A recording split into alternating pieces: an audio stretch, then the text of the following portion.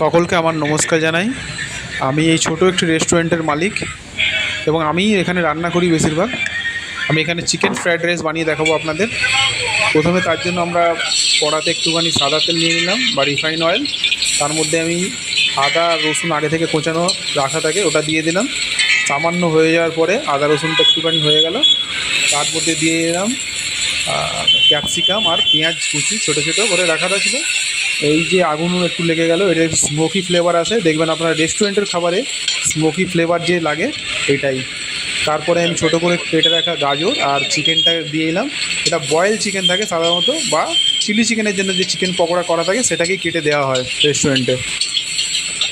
তারপরে একটু নাড়িয়ে চাড়িয়ে ওটাকে সেদ্ধ হওয়ার মতো করে নিতে হবে। আর খুব ছোটো করে কাটা থাকে বলে সহজেই সেদ্ধ হয়ে যায়। তারপরে দেখুন আমরা রাইস দিয়ে দিলাম এখানে। আমরা দেরাদুন রাইস সাধারণত ব্যবহার করি। রাইসটা দুপুরের দিকে আমাদের করা থাকে, সেই জন্য খুব ঝরঝরে হয়ে থাকে। তারপরে আমরা দিয়ে দিলাম গোলমরিচ গুঁড়ো আর সামরিচ গুঁড়ো একসঙ্গে, ফ্রেশ যেটা পাওয়া যায় দোকানে সেটাকে আমরা মিক্সারে করে রাখি। তারপরে একটু নুন দিয়ে দিলাম, একটু আজিনা মতো। তারপরে লাইট সয়া সস দিলাম। তো লাইট সয়া সস দিলে খুব ভালো চাইনিজ ফ্লেভার আসে, আপনারাও খেয়াল করবেন এটা। আপনারা যদি পারেন লাইট সয়া সসটা ইউজ করবেন।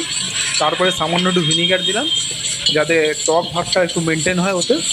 আর তারপরে আপনি ওটাকে নাড়িয়ে চাড়িয়ে যতক্ষণ না ভালো করে পুরো চালটা গরম হচ্ছে ততক্ষণ আমরা নাড়িয়ে নিই। এবং তারপরে এটাকে আমরা চিলি চিকেন বা স্যুপের সঙ্গে আমরা পরিবেশন করতে পারি। আর এটা খুবই ভালো খেতে লাগে, আপনারাও বাড়িতে একবার চেষ্টা করে দেখুন। আমার এই ভিডিওটি ভালো লাগলে দয়া করে আপনারা একটা লাইক করে দেবেন। থ্যাংক ইউ, ভালো থাকবেন, ধন্যবাদ।